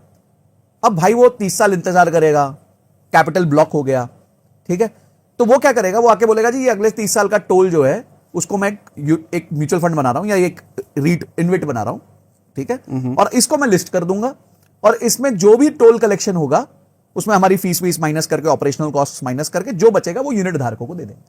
अब आप सोचो कितना बड़ा लिक्विडिटी इंडिया में क्रिएट हो जाएगा कि आपने एक रोड बना दी, वो रोड बनाने में 20,000 करोड़ रुपए लग गए। आप मार्केट में आए, आपने बोला ये बंडल है जी 20,000 करोड़ रुपए का, मैं तो इसको लिस्ट करा दिया। अब 20,000 करोड़ रुपए में से जो भी टोल का कलेक्शन आ रहा है, तो ये जो यूनिट धारक है, किसी ने 1 करोड़ डाला, किसी ने 10 लाख डाला, सब उनको जा रहा है, ये सब उनको चला जाएगा प्रोपोर्शनेटली। अमेजिंग। तो इसको ना बेसिकली बड़े केपेक्स को छोटे यूनिट में बांटो, जितना बांटोगे उतना देश आगे बढ़ेगा। क्यों? क्योंकि छोटे छोटे पैसे लगाने वाले बहुत हैं इस देश में। आज किसी को 1 लाख रुपए लगा के अगर साल का 9, 9.5, 10% इनविट से मिलता है तो उसको सेफ्टी लगती है। बिल्कुल, लिस्टेड है, ठीक है, रोड है, टोल है, अच्छी कंपनी ने बनाई है, अच्छे प्रोफेशन, बन चुकी है रोड, भाई बनानी नहीं है, बन चुकी है, उस पर टोल लग चुका है, उस पर गाड़ियां चल रही हैं। ये भी डर नहीं है कंपनी बंद हो जाएगी। हाँ, अरे रोड बना हुआ है और टोल तो एक बार फिर से एनएचआई के कंट्रोल में आ जाता है। तो पॉइंट ये है कि ये जो चीजें हैं ना, ये नया सेट ऑफ इंडिया लेके आने वाली है। ये लिक्विडिटी इतनी ज्यादा ले आएंगी इंडिया में, इतनी ज्यादा ले आएंगी कि ग्रोथ ट्रेमेंडस होगी। एक छोटा यूनिट धारक 20,000 रुपए लगा के साल का 2,000 रुपए का टोल कलेक्ट करेगा। अब आप ऐसे तो कर नहीं सकते कि एक टोल प्लाजा पे चलेगा और किसी को मारा चमाटर, चल 2,000 रुपए आज मैं लेके जाऊंगा यहां से। अब आप 2,000 रुपए की टोल कलेक्शन, आपको लगता है जी दिल्ली जो जयपुर एक्सप्रेस वे बना है वो तो जम के चलेगा, sorry Delhi Bombay express way जो बना है वो जम के चलेगा, तो उसकी मेरे को रिटर्न्स चाहिए, क्योंकि आज उसकी रिटर्न्स हो सकता है साल की 100 करोड़ हो टोल की, पर मेरे को पता है 5 साल बाद ये 1,000 करोड़ हो जाएंगे, तो मेरे को उस पर पार्टिसिपेट। और ऐसा सरकार क्यों कर रही है? उनको क्या फायदा? लिक्विडिटी। उनको कोई परवाह नहीं है ना, उनको तो नई रोड बनानी है, लोगों से पैसा आ जाएगा, उनके पास पैसा कॉर्पस इकट्ठा हो गया, अब अगली रोड बनाओ, अब अगली रोड बनाओ, अब अगली रोड बनाओ, अब अगली रोड बनाओ। फ्रैक्शनलाइजेशन, जितना फ्रैक्शनलाइज करेंगे, कितने टुकड़े कर देंगे, छोटा कर देंगे केपेक्स को, उतना देश बहुत तेजी से तो आगे क्या इससे ऐसा नहीं होगा कि जितने ज्यादा लोग उस रोड वाले इंफ्रा में चले गए, लोगों को उतना जो टोल का पैसा आना था वो कम होता चला जाएगा क्योंकि लोग ज्यादा घुस गए उसमें? तो यूनिट देखिए, यूनिट्स तो सेम है। अगर 100 यूनिट है उस रोड के, तो 100 यूनिट धारक होंगे। अच्छा, यूनिट फिक्स्ड है ना, उनके यूनिट फिक्स्ड है, उसके नए यूनिट नहीं बन सकते जब तक नई रोड नहीं ऐड कर दो। राइट, मतलब 100 यूनिट है तो 100 अगर 10,000 समझो 1,000 किलोमीटर की रोड है और उसके 2,000 यूनिट है या 1,000 यूनिट है, तो वो 1,000 ही रहेंगे। तो जब आप उस 1,000 किलोमीटर को 1,500 करोगे तो हो सकता है तब धारक बढ़ा होगा, फिर तो मारा मारी होगी, लोग दौड़ेंगे लेने के लिए। तो आप देखो, इसलिए तो लिक्विडिटी आएगी, मजा आएगा, बहुत मजा आएगा। आप देखो आज सारे जितने भी ये रीट्वीट आते हैं सब 4 गुना, 5 गुना, 10 गुना ओवर सब्सक्राइब हो जाते हैं। क्यों हो जाते हैं? क्योंकि लोगों को भूख है, लोग पक गए हैं ये एफडी से, कि सिर्फ एफडी कर लो, एफडी कर लो, एफडी कर लो, पक गए हैं उससे। उनको नया कुछ चाहिए। लोगों को ना वैनिटी, नॉवेल्टी, 2 चीजें चाहिए होती है। क्या मतलब इसका? वैनिटी मतलब अहंकार और नॉवेल्टी मतलब कुछ नया। आप देखो शिमला में, ये सब मनाली में क्या होता है कि एक छोटा सा बिल्डर आता है, छोटा प्लॉट लेता है 20,000 स्क्वायर फीट का, उसमें 40 घर खड़े कर देता है, 500 स्क्वायर फीट स्टूडियो, ठीक है, और वो आके दिल्ली में मार्केटिंग करता है कि भाई साहब एक काम करो, शिमला की वादियां देखो, हिल टॉप देखो, ये देखो, एमिनिटीज, जकूजी पकूजी टकूजी कुछ ना कुछ डाल देगा और बोलेगा जी आप भी एक घर यहां पे ओन कर सकते हो, साल में 14 दिन यहां पे आके रह भी सकते हो, बचे हुए दिन इसको मैं किराए पे चढ़ा दूंगा और आपने जितना निवेश किया होगा उस पे आपको 5-6% रिटर्न भी बन जाएगा। अब 5-6 रिटर्न कोई बहुत अमेजिंग रिटर्न नहीं है, पर क्यों लेते हैं लोग? भाई प्रॉपर्टी हो गई, प्रॉपर्टी हो गई, वैनिटी, नॉवेल्टी हो गई। नॉवेल्टी क्या हो गई कि शिमला में मेरे पास ऐसा असेट है, अच्छा फिर 14 दिन मेरे पास है, 14 दिन में जाऊंगा नहीं तो मैं बोलूंगा सागर जी अच्छा शिमला जा रहे हो तो मेरे घर रहो ना। तो सागर जी भी खुश हो गए, ऑब्लाइज हो गए, भौकाल बन गया, तो भौकाल बन गए। तो ये भी एक इस एसेट की कैटेगरी को कहते हैं sale and lease back. Builder sell कर देता है कस्टमर को और उसको लीज बैक कर देता है कि भाई मैं तेरे को बेच तो दिया पर तेरे को मैं 14 दिन ही अलाउ करूंगा इधर रहने के लिए, बाकी दिन मैं इसको चलाऊंगा, अच्छे से चलाऊंगा, एक होटल की तरह चलाऊंगा। और ये तो आई थिंक अनरेगुलर, कंप्लीटली अनरेगुलेटेड है, रिस्की है, वो सब प्रॉब्लम्स हैं इसके जो भी हैं वो उसके सारे प्रॉब्लम। बट ये जो रीट की बात कर रहे हैं तो रेगुलेटेड, रीट तो प्रॉपर्ली रेगुलेटेड, उसमें एक पूरा वो फॉर्म होता है, क्या कहते हैं, ट्रस्ट फॉर्म होता है, उसके पूरे रूल्स होते हैं, रेगुलेशंस होते हैं, डीआरएचपी जाता है, सेबी में जाता है, बॉम्बे स्टॉक एक्सचेंज में जाता है, उसके बाद लिस्टिंग होती है। तो प्रॉपर एक आईपीओ है। जितनी शनाख्त एक आईपीओ के टाइम होती है उतनी शनाख्त एक रीट के टाइम होती है। तो सही रीट कैसे चुना जाए? सही रीट देखिए, अगेन आपका बिल्डर कौन है? माइंडस्पेस था तो वो रहेजा है, रहेजा ने देश में मेरे हिसाब से सबसे ज्यादा कमर्शियल बनाया होगा, ठीक है। अब रीट, दूसरा रीट कौन लेके आया? ब्लैकस्टोन लेके आया। ब्लैकस्टोन कौन है? एक प्राइवेट इक्विटी फंड है जिसने लाखों स्क्वायर फीट पहले खरीद लिया बिल्डर से, उसने बिल्डर से खरीद लिया और वो अब रीट पे लेके आ रहा है क्योंकि अब उसको मोनेटाइजेशन चाहिए। उसने 100 रुपए में खरीदा था, अब उसको 200 में बेचना है, क्योंकि उसने बिल्डर से तब खरीदा था जब वो अंडर कंस्ट्रक्शन था। तो उसने सारा रिस्क लिया, बिल्डर को सपोर्ट किया, फिर वहां पे अमेजॉन आ गया, फ्लिपकार्ट आ गया, वहां पे ये सारे बड़े बड़े टेनेंट्स आ गए, बिल्डिंग में रौनक हो गई, चकाचौंध हो गई, नीचे कमर्शियल हो गया, नीचे रिटेल हो गया, वहां पे रेंटल ज्यादा आने लग गया। तो अब ब्लैकस्टोन बोलता है भाई मेरे तो 7-8 साल पूरे हो गए, अब तो मुझे मोनेटाइज करो, क्योंकि एक प्राइवेट इक्विटी की लाइफ होती है 7-8 साल, उसको 7-8 साल में अपने इन्वेस्टर को पैसा वापस करना होता है। तो अब उसको एग्जिट कैसे मिलेगा? तो उसको एग्जिट मिलेगा आपके मेरे जैसे यूनिट होल्डर्स के थ्रू, जो एक छोटा छोटा कोई 10 लाख, कोई 50 लाख, कोई 20 लाख, कोई 2 लाख, कोई 1 लाख डाल देगा। 2 लाख का मिनिमम इन्वेस्टमेंट इस पे होता है जब आप आईपीओ के लिए जाते हो रीट के। तो एक अच्छा डेवलपर होना चाहिए, एक अच्छी बिल्डिंग होनी चाहिए, उसकी ऑक्यूपेंसी हाई होनी चाहिए, यानी अगर उसमें 3 लाख स्क्वायर फीट है तो 2, 2.5, पौने 3 lakh square feet already lease होना चाहिए। टेनेंट्स ए ग्रेड होने चाहिए, ऐसे नहीं कोई छोटा मोटा कोई टेनेंट है, आपके अमेजॉन चल रहे हैं, फ्लिपकार्ट चल रहे हैं, किसी का डेटा सेंटर चल रहा है गूगल का, तो आपको पता चलता है यार ये लोग छोड़ के नहीं जाएंगे, ओवरनाइट नहीं भाग जाएंगे, क्योंकि आपका जो रिटर्न है एज एन इन्वेस्टर उन्हीं से बनेगा, वो तो उन्हीं से बनेगा ना। वो भाड़ा देंगे तो आपको भाड़ा आएगा, उन्होंने भाड़ा देना बंद कर दिया तो आपकी भी प्रॉब्लम हो जाएगी। तो ये छोटी छोटी चीजों को आप ध्यान देंगे तो you can select a good REIT. Okay, cons क्या है रीट के? कॉन्स क्या है? देखिए कॉन्स ये रीट के कि ये हाइपर ग्रोथ असेट नहीं है। ओके, ठीक है, आप ये समझोगे कि मुझे इससे सालाना 25-30% का रिटर्न बन जाएगा, तो वो नहीं बनेगा। जैसे आप स्टॉक में हो सकता है, जैसे स्टॉक में पॉसिबिलिटी, वो इनमें पॉसिबिलिटी नहीं है, क्योंकि ये फिक्स्ड एसेट है ना, फिक्स्ड एसेट है, ग्रो नहीं कर सकते। ये ग्रो सिर्फ इतना कर सकते हैं कि 5 साल पहले भाड़ा 100 रुपए स्क्वायर फीट था, आज भाड़ा 120 रुपए स्क्वायर फीट, यही ग्रोथ है। 3 लाख स्क्वायर फीट अचानक से 6 लाख स्क्वायर फीट नहीं हो जाएगा। पर रिलायंस उसी पैसे से एक सोलर का प्लांट भी खोल सकता है, एक रिफाइनरी और खोल सकता है, और कुछ नया बिजनेस कर सकता है, रिटेल में 10,000 दुकानें और खोल सकता है। तो रिलायंस में वो अल्ट्रा ग्रोथ कैपेबिलिटी, क्योंकि वो कंपनी चला रहा है। तो जो रिटर्न्स आपको एक स्टॉक में मिल सकते हैं वो आपको एक रीट में नहीं मिल सकते। तो रीट एक सेफ एसेट है, रीजनेबली सेफ एसेट है। मैं देखो सेफ्टी तो 100% किसी चीज में नहीं होती। जैसे ही आपने एफडी छोड़ी तो सेफ्टी खत्म होने लग जाती है, सिंपल सी बात है। सही बात है। आपको सेफ चाहिए तो एफडी करो। लेकिन ये कि किसी स्टॉक में फ्लक्चुएशंस ज्यादा आपको देखने को मिल सकते हैं। हाँ, रीट में शायद रीट फ्लक्चुएशन में हाँ कम होती है, क्योंकि एक कंसिस्टेंट कैश फ्लो होता है, कंसिस्टेंट ग्रोथ होती है। तो ये मतलब आप समझ लो कि एक मतलब बस बेटर वर्जन ऑफ एफडी है, better version of safe investment में सेफ है, लिक्विड है। आपको है। एग्जिट लेना है तो आप हाथों हाथ ले सकते हो। अगर कुछ ऊपर नीचे हो गया तो एक 10-15% का 5% का लॉस लेके बाहर भाग सकते हो। ये प्राइवेट इक्विटी की तरह नहीं है, किसी कंपनी के शेयर्स पकड़ लिए और वो डूब गई तो अब आप कुछ कर ही नहीं सकते, ठंडन गोपाल हो गए, बेच ही नहीं सकते। ठीक है, तो वैसा नहीं है, रिस्क कम है। और इसके अलावा क्या इन्वेस्टमेंट ऑप्शन देखते हो? इसके अलावा मुझे ऐसा लगता है कि डायरेक्ट रियल एस्टेट में भी लोग पैसा डाल सकते हैं। जैसे मैंने आपको ये बताया कि सेल एंड लीज बैक होती है, जैसे होटल वाला आपने बताया, जैसे वो होटल वाला मैंने बताया, लेकिन वो रेगुलेटेड नहीं है। वो रेगुलेटेड नहीं है, उसमें बिल्डर का फिर बहुत सारी चीजें चेक करनी है आपको। हाँ। तो वैसे ही जैसे आपने यहाँ पे कोई जगह ले ली, एक बिल्डिंग में जगह ले ली, वो भी एक असेट बन जाता है आपका। लेकिन फिर वो पैसा चाहिए उसके लिए पैसा हाई चाहिए आपको, मिनिमम 50 लाख, 60 लाख, 70 लाख रुपए चाहिए। तो ब्रॉडली हमने जो असेट क्लासेस देखी जितनी भी, वो सारी वही हैं जिसमें आप छोटे पैसे से, आप एक 10,000 रुपए से भी पैसा बनाना चालू कर सकते हो। और अगर 10,000 से आपको साल का 3,000 रुपए, सॉरी 2,000 रुपए बनता है या 1,500 रुपए बनता है, तो 1,500 रुपए यानी महीने का 150 रुपए होता है, तो 150 रुपए मतलब सारे दिन की चाय तो फ्री हुई। पैसिव इनकम हुआ। हाँ, वो पैसे हुआ। तो कुछ कमाई के भी ऑप्शंस बताओ, इन्वेस्टमेंट के ऑप्शन तो हमने बात कर ली बहुत। देखिए, कमाई दो तरीके से होती है, एक होती है ह्यूमन कैपिटल से, एक होती है फाइनेंशियल कैपिटल से। ठीक है। ह्यूमन कैपिटल मतलब आपकी इंटेलिजेंस, आपकी कैपेबिलिटीज, आप क्या कर सकते हो, वो उससे कमाई आपकी हो सकती है। उसमें दो तरीके की कमाई होती है ह्यूमन के अंदर, एक होती है सिमेट्रिक कमाई, एक होती है एसिमेट्रिक कमाई। मैं इसको ड्रिल डाउन करूंगा। सिमेट्रिक कमाई होती है जितना काम करोगे उतना पैसा आएगा, नौकरी, सिंपल, ठीक है। आपने 10 घंटे दोगे तो 10 घंटे के हिसाब से आपको पैसा आएगा।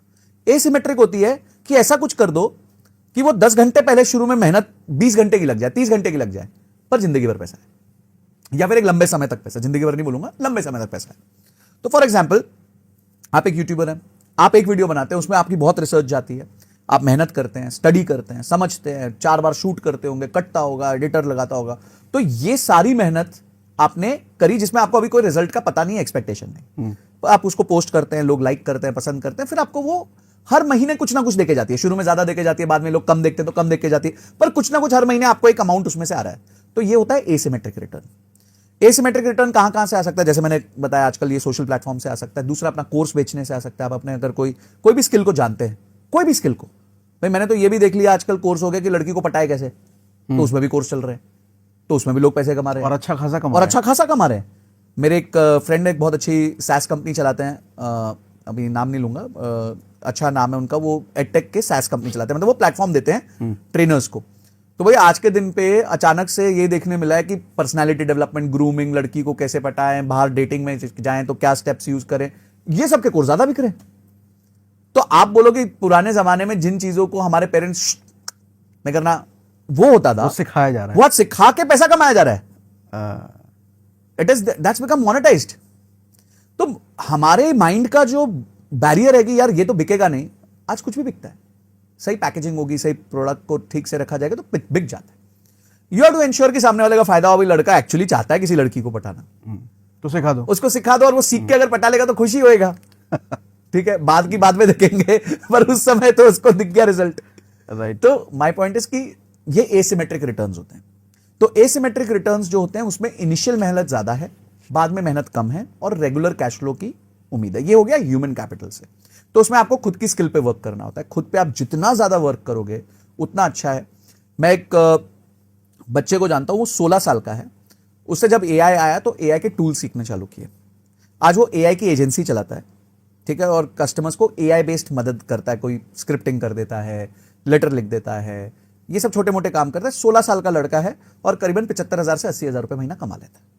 ठीक है, मैं ये नहीं कहूंगा ज्यादा है कम है, मैं ये कहूंगा कि मैंने तो 16 साल की उम्र में 75-80,000 सोचा भी नहीं था मैं कमाऊंगा। बहुत सारे लोग नहीं कमा रहे आज भी नहीं कमा रहे। 50-50 साल की उम्र वाले नहीं कमा पाते, पर उसने वो सोचा, मेहनत करी, उस तरफ में कुछ किया, और आज वो कमा पा रहा है। ठीक है, तो मेरे पॉइंट ये है कि आज आप एसिमेट्रिक रिटर्न्स कमा सकते हो। मेरा बेटा है, उसने मुझे एक बहुत अच्छा स्टेटमेंट दिया था, you pay to my school and I don't learn how to make money, and I don't pay to YouTube and it teaches me how to make money। अरे वाह, हाँ, ये उसका ही स्टेटमेंट था कि आप मेरे स्कूल को पैसा देते हो और वो मुझे ये नहीं सिखा रहे कि पैसा कैसे बनाना है। वो मुझे आज भी सिखा रहे हैं कि भाई अकबर पहले आया था कि बीरबल पहले आया था कि शाहजहां पहले आया था कि कौन पहले आया था। ठीक है, पर मैं जब YouTube देखता हूं, कोई चैनल देखता हूं, मिस्टर बीस्ट देखता हूं, ये देखता हूं, तो मुझे समझ आता है यार मैं पैसा कैसे कमा सकता हूं। मैं देखता हूं एक मिस्टर बीस्ट जैसा 26 साल का उम्र का लड़का आज साल का $40 मिलियन कमा रहा है 12 साल मेहनत करके। तो आज की जनरेशन जो है वो इन स्कूलिंग मेथड्स से नहीं सीखती, आज वो ऑनलाइन ज्यादा सीखती है। तो पैसिव इनकम, कमाई जो आपने वर्ड यूज किया, विल कम फ्रॉम एसिमेट्रिक, यानी कि एक बार की मेहनत मल्टीपल टाइम्स का रिटर्न।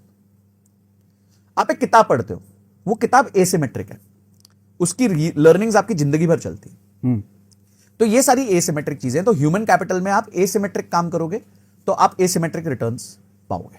ठीक है, सिमेट्रिक हो गया जी, चलो अपन ऑफिस गए, अपन 10 घंटे कंप्यूटर के सामने काम किए, अपनी तनख्वाह सेट है, 30,000 रुपए महीना, 30,000 मिल गया, खत्म हो गया। मतलब किया और पैसा मिला, किया हाँ, पैसा इट्स अ प्योर ट्रांजैक्शन, सौदा है सौदा।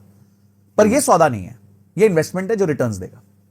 तो इसके क्या क्या ऑप्शंस हैं? इसके जैसे मैंने बताया कि आपका कोर्सेज बताया आपने। ये कोर्सेज हो गया, आपके चैनल्स हो गए, डिजिटल चैनल्स हो गए, ठीक है। आजकल लोग कोचेस को कोच बनाने की ट्रेनिंग दे रहे हैं कि तुम कोच हो पर तुम अच्छे कोच नहीं हो भाई, तुम्हें ऑनलाइन नहीं आता, तुम्हें ऑफलाइन आता है, मैं तुम्हें सिखाता हूं फनल कैसे बनाते हैं। वो लोग पैसा कमा रहे हैं। मैं एक को जानता हूं जिसका मतलब जिसका मैक्सिमम कोर्स 40 लाख रुपए में बिकता है, लड़का 22 साल का 23 साल का तो बिक रहा है क्योंकि उसने नीड क्रिएट कर ली या फिर उसने ट्रस्ट क्रिएट कर लिया है, उसने रिजल्ट्स प्रोवाइड कर दिए होंगे। तो लोग आज इंडिया में इस चीजों का पैसा देने को तैयार है। पहले लोग 200 रुपए की किताब लेने के पहले सोचते थे, हाँ, आज 40 लाख भी दे रहे हैं आज 40 लाख भी दे रहे हैं कि यार ये 40 लाख दूंगा तो मेरे साल की 1 करोड़ रुपए की इनकम बढ़ जाएगी।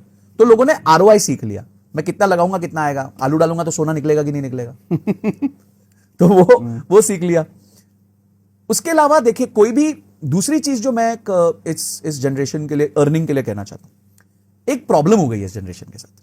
प्रॉब्लम ये हो गई है कि सब स्क्रीन के सामने आ गए, तो अब है ना उनको एक ही कमाई का जरिया दिख रहा है कि या मैं यूट्यूबर बन सकता हूं, या मैं इंस्टाग्रामर बन सकता हूं, या मैं सोशल मीडिया एक्सपर्ट बन सकता हूं। क्योंकि उसमें दो चीजें, उसमें पैसा भी है और नाम भी है। दोनों की भूख होती है लोगों को।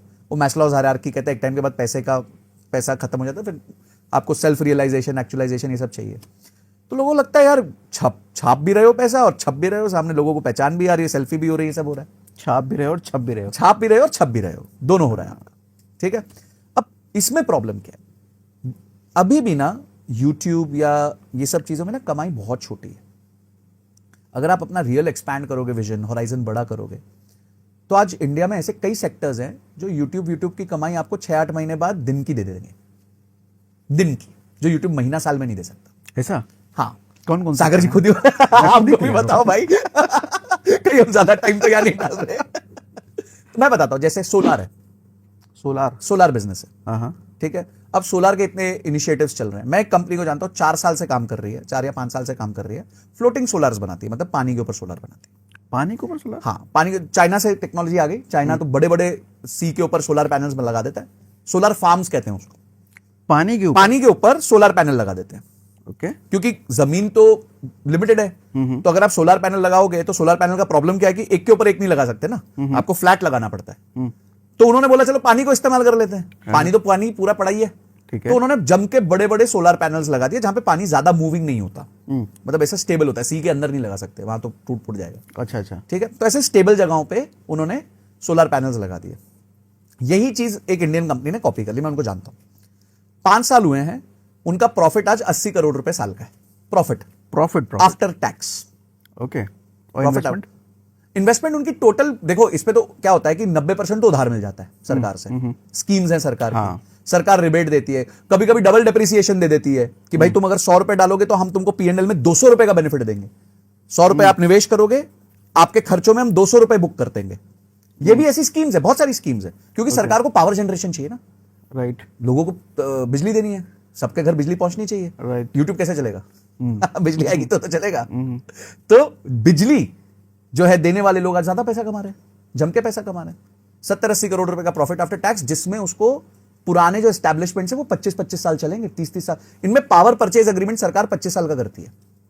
क्या मतलब इसका? यानी कि आपने जगह लगा दी, अब आपका माल क्या बेच रहे हो, आप पावर बेच रहे हो, पावर जनरेट करते हो, तो सरकार आती है, आप बोलती है सुनो भाई 25 साल पावर तुम्हारी हमारी हो गई, ओके। तो अब आपको सेल्स क्या करनी है, मतलब हो गया फिक्स कस्टमर है, फिक्स इनकम हो गई।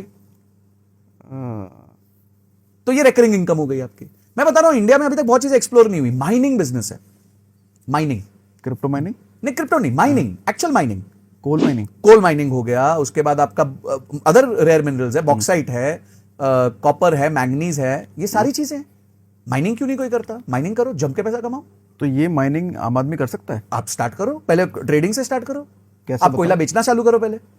कैसे? एक स्टेप वाइज बताओ। हाँ, तो कोयला, भाई देखो आपको कोयला बेचना है तो पहले कोयले का स्टडी करो कि कोयला लगता क्या है, पावर प्लांट। अच्छा, ये सब चीजें ना रोज लगती हैं, इसमें सौदा एक बार होता है, पैसा जीवन भर आता है। आपने आज एक पावर प्लांट पकड़ लिया जिसको कोयला चाहिए, उनको तो जम के कोयला चाहिए, पागल जैसा कोयला चाहिए। और कोयला सिर्फ पावर प्लांट को नहीं चाहिए, जो स्टील बनाता है उसको भी चाहिए, जो एल्यूमिनियम बनाता है उसको भी चाहिए। तो कोयले की बहुत खपत, एक्सट्रीम खपत है। अगर आपने 4 कस्टमर भी पकड़ लिए तो आपको जिंदगी में काम करने की जरूरत नहीं। उसके बाद सिर्फ उन 4 का फोन उठाओ और उनको माल टाइमली बेसिस पे ठीक ठाक पहुंचा दो। इतना तो करोगे ना धंधा। तो मैंने सुना है माइनिंग के लिए तो बहुत बड़ा कॉन्ट्रैक्टर बनने की जरूरत है। ना ना ना, कोई नहीं। आप स्टार्ट करो ट्रेडिंग से, एक माइनिंग के साथ जुड़ जाओ, एक माइनर के साथ जुड़ जाओ जो माइनिंग कर रहा है, उससे बोलो तेरा माल मैं बेचूंगा, और भागो और माल बेचो उसका। अब ये माइनिंग भी तो हर जगह नहीं हो रही है। बिल्कुल हो रही है, भारत में हर स्टेट में माइनिंग है। उड़ीसा में सबसे ज्यादा माइनिंग है, महाराष्ट्र में माइनिंग है, ओके। हाँ, आंध्रा में माइनिंग है, तेलंगाना में माइनिंग है, हर जगह माइनिंग है। तो वहां जो माइनिंग कर रहा है उससे जाके जुड़ो और उसका माल बेचना चालू करो, आपको प्रोडक्ट की समझ आ जाएगी, मतलब आपका उसके कैपिटल भी नहीं affiliate- लगेगा। उसके एफिलिएट बन गए आप। एफिलिएट बन गए भाई। एफिलिएट कोर्स बेचते हो तो कोर्स की तो क्या ही मार्केट है इंडिया में। बहुत छोटा मार्केट। आपने समझो जी सागर जी, आपने कोर्स कर लिया, उसके बाद दूसरा कोर्स थोड़ी करोगे आप तो रुक गए, 1 साल रुक गए। सर ये जो कोर्स वाली कंपनीज रेवेन्यू कर रही है ना, ये महीने का रेवेन्यू होता है माइनिंग कंपनीज का। जो साल में वो स्ट्रगल करती है ना, लाखों करोड़ों रुपए का वो डालती हैं, एड स्पेंड्स करती हैं, बर्न जिसे कहते हैं, और इतनी मेहनत करके लाखों लोगों की टीम लगा के जो काम करती हैं, उसमें टीम्स होती हैं 10-20 लोगों की सिर्फ। जो ठीक है प्रोडक्शन साइड की टीम अलग होगी जो खोद रही है, पर माल बेचने का, अकाउंटिंग का एक छोटा सा ऑफिस होता है, आपको दिखेगा, पता चलेगा, पता भी नहीं चलेगा ऑफिस है, ओके। और उतने में साल का 10,000 करोड़ का काम हो रहा होगा। ओके।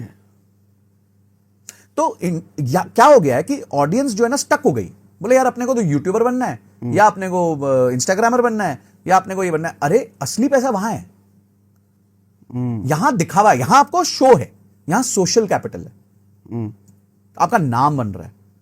आज आप देखते हो अनिल अग्रवाल जी, वेदांता के मालिक, he is become an influencer today. आप देखो उनका लिंक्डइन देख लो, आप इनका इंस्टाग्राम देख लो, बहुत अच्छे अच्छे रील्स डालते हैं, अपनी स्टोरीज डालते हैं, धीरूभाई के साथ कैसे उन्होंने काम किया वो बताते हैं, अपनी अच्छी स्टोरीज डालते हैं। पर आपको पता है उनका एम्पायर $25 बिलियन का है। तो ठीक है, आप $25 बिलियन का एम्पायर करो, उसके बाद कुछ भी करो यार। इन्फ्लुएंसर वो पैसे कमाने के लिए नहीं बने। हाँ, वो थोड़ी यूट्यूब से रोज देख रहे हैं कि मेरी अर्निंग कितनी हो रही है आज। वो थोड़ी किसी ब्रांड के पास जाके बोलते हैं यार ठीक है इस महीने 25 लाख का टारगेट है, अपने को 5 ब्रांड्स चाहिए जो अपने को 25 लाख रुपए दे दे। I am not disregarding anyone, what I am saying is कि इंडिया में हम सब लोगों के पास बहुत अपॉर्चुनिटीज है। हम क्यों अपने आप को सिर्फ सोशल से रिस्ट्रिक्ट करें कि सोशल मीडिया पे क्या है? तो इन अपॉर्चुनिटीज के बारे में जाने कैसे? देखिए, तो आपने बता दिया। हाँ, मैं आपको बताता हूं, इन अपॉर्चुनिटीज के बारे में आप जानोगे जब आप फील्ड पे उतरोगे। मतलब फील्ड पे उतरोगे यानी कि आप एक्चुअली जाके किसी माइनर से मिलोगे, किसी बंदे से मिलोगे, किसी डिस्ट्रीब्यूटर से मिलोगे, किसी रिटेलर से मिलोगे, किसी पावर कंपनी के मालिक से मिलोगे जाके बोलोगे, या फिर उसके इंजीनियर से मिलोगे। आज एक और बहुत बड़ा बिजनेस है इंडिया में, 3.5 लाख करोड़ की मेडिसिन बिकती हैं हर साल। मैं ऐसे कई ब्रांड्स को जानता हूं जिन्होंने 4-5 साल में 2 दवाइयां पकड़ी, जेनरिक मेडिसिन, क्रोसिन जैसी। क्रोसिन इज जेनरिक मेडिसिन, ठीक है। जेनरिक मेडिसिन में 75% का ग्रॉस मार्जिन होता है। 75%? 75%, 25 रुपए की चीज 100 रुपए में बिकती है जेनरिक में, क्योंकि गवर्नमेंट ने रिस्ट्रिक्ट किया हुआ है। ओके। गवर्नमेंट ने रूल लगाया इसलिए 75% है, नहीं तो मेडिसिन में 99, 90, 95% के मार्जिन हैं। ओके, ठीक है। ठीक है, इनसे कैसे कमाना है? तो इनसे आप अपनी डिस्ट्रीब्यूशन कंपनी ओपन करो, एमआरस हायर करो। मैंने बहुत कंपनियां देखी, 2 दवाइयां पकड़ती है, 3-4 साल में 50 करोड़ का रेवेन्यू ले जाती है। ये थोड़ा खुल के बताओ सर, डिटेल में। हाँ, डिटेल में ये है कि जैसे देखो, आदमी जिएगा बीमार होगा। आप देखो, एक इंसान को ना एक रोज की चीज पकड़नी है जिसमें रोज मेहनत ना करने पड़े, पर इंसान के रोज की चीज की जरूरत हो। ठीक है, रूह अफ़ज़ा पकड़ा हमदर्द ने, ठीक है, उनकी जिंदगी निकल गई, 0 मार्केटिंग करते हैं और साल का 900,000 करोड़ रुपया रूह अफ़ज़ा बेच देते हैं। लोग लाइन लगा के खरीदते हैं। आज कोई रिप्लेसमेंट नहीं आया उसका। ठीक है, अब रोज तो उनको कुछ नहीं करना पड़ रहा उसके लिए। राइट। तो एज अ एंटरप्रेन्योर या as somebody who wants to make income, पैसा बनाना है आपको, तो आपको ऐसा कुछ करना पड़ेगा जो आपको एलटीवी दे, बहुत ज्यादा पैसा लाके दे आगे। Okay. तो ये जो मैं आपको विकल्प बता रहा हूं, जैसे मैंने अभी माइनिंग बताया, जब मैं आपको मेडिकल बता रहा हूं, तो मेडिकल में क्या होता है कि अलग अलग तरीके की दवाइयां होती। अब एक फीमेल है तो फीमेल के बहुत अलग अलग तरीके की, गायनी रिलेटेड, पीसीओडी रिलेटेड, ये सब दवाइयां होती हैं। जेनरिक इंडिया में अगर मैं आपको बताता हूं, अगर आप एक स्मार्ट मार्केटियर हो और आप सिर्फ डायबिटीज और पेट साफ करने की दवाई ले आओगे ना, आप 100 करोड़ का ब्रांड बन जाओगे 3 साल के अंदर, 4 साल के अंदर। अगर आप मार्केटियर अच्छे हो, उसकी पैकेजिंग करके, ये सब करके, उसको हर जगह पहुंचवा के, जो इसको मार्केटिंग डिस्ट्रीब्यूशन आ गया ना, वो सिर्फ डायबिटीज की दवाई और पेट साफ रखने की सुबह की दवाई, उतने में ही वो 100 करोड़ रुपए का टर्नओवर ले जाएगा 3 से 4 साल के अंदर। क्योंकि आपने केश किंग के बारे में सुना होगा? केश किंग, बाल वाला? हाँ, बाल वाला। हाँ। तो केश किंग के जूही चावला करती थी। हाँ, तो उनके जो मालिक है सूरज जुनेजा, शायद उनके जो ओनर है, उन्होंने 2000 रुपए में वो कंपनी स्टार्ट की थी, ओके, ठीक है। एक ही प्रोडक्ट था, केश किंग, और कोई प्रोडक्ट ही नहीं था उनके पास, ठीक है। उन्होंने 4 साल उस प्रोडक्ट को जम के मार्केट किया, सेल किया, ठीक है, अच्छा प्रोडक्ट बनाया, हर जगह पहुंचे। चौथे साल में उनका टर्नओवर था 350 करोड़, ठीक है, 350 करोड़ था उनका चौथे साल का टर्न, चौथा या पांचवा साल का टर्नओवर 350 करोड़ था। उसके बाद जाके उन्होंने वो कंपनी इमामी को 1700 करोड़ में बेच दी। बताओ, इमामी ने 1700 करोड़ देके तेल खरीदा तेल नहीं, डिस्ट्रीब्यूशन खरीदा, ब्रांड खरीदा कि वो रोज बिक रहा है, खरीदा तो तेल ही। अब उन्होंने उसके बाद क्या किया, डॉक्टर ऑर्थो खोला, पेट सफा खोल दिया, ओके, ठीक है, ये उन्होंने ही खेला, ये जिन्होंने खोला, बेचा। जिन्होंने बेचा। उसके बाद ये सारे ब्रांड्स ओपन कर दिए। आज एक एक ब्रांड अपने आप में 5-5 हजार करोड़ का ब्रांड है। डॉक्टर ऑर्थो आप जानते हो कौन कौन उनकी एडवर्टाइजमेंट करता है, अक्षय कुमार एडवर्टाइजमेंट करता है, अजय देवगन करता है, अजय देवगन जी करते हैं। तो पॉइंट ये है कि इंडिया में ना, हम लोग क्या, India is a country of average people, तो आपको ना बहुत इंटेलिजेंट बनने की जरूरत ही नहीं है। मैं इतने कोयले के व्यापारियों को जानता हूं, आप देखोगे, आप पहचान नहीं पाओगे, साल का 250-300 करोड़ रुपए कमाते हैं कोयला का ऊपर नीचे करके, सिर्फ कोयला बेच रहे हैं, इस पावर प्लांट को भेज दे, इसको भेज दे, इसको भेज दे, इसको। हाँ, वो उनमें ताकत क्या है, ग्राउंड लेवल के प्रॉब्लम्स को वो सॉल्व करते हैं, सबको साथ लेके चलते हैं, संगठित लेके चलते हैं, चाहे वो लोकल जनता हो, लोकल पॉलिटिशियंस हो, कुछ भी हो, मतलब जो इकोसिस्टम होता है इन सब चीजों का, उसको, पर उसका आउटकम तो देखो ना, 200 करोड़ 250 करोड़ साल का बनाते हैं। मतलब लोगों की प्रॉब्लम को समझने में आना चाहिए। बस मैं कह रहा हूं कि इस पॉडकास्ट को देखने वाली जनता ये ना सोचे कि मैं सिर्फ यूट्यूबर बनके ही इस जीवन में पैसा कमा सकता हूं। That is one of the options which has good social capital but low financial capital. There are businesses which can give you massive financial capital. Massive. सोच नहीं सकते आप। मैं आपको एक बात बताता हूं, अभी हम लोग, मैं एक क्लाइंट के लिए एक इवैल्यूएशन चालू है मेरा। There is something called as sponge iron. ये क्या होता है? हाँ, मैं आपको बताता हूं। जब आयरन ओर होता है, तो आयरन ओर को जब फाइनल प्रोडक्ट में कन्वर्ट करना है, सलिए में कन्वर्ट करना है, शीट में कन्वर्ट करना है, तो फर्स्ट स्टेप होता है उसको स्पॉन्ज आयरन बनाना होता है, ठीक है।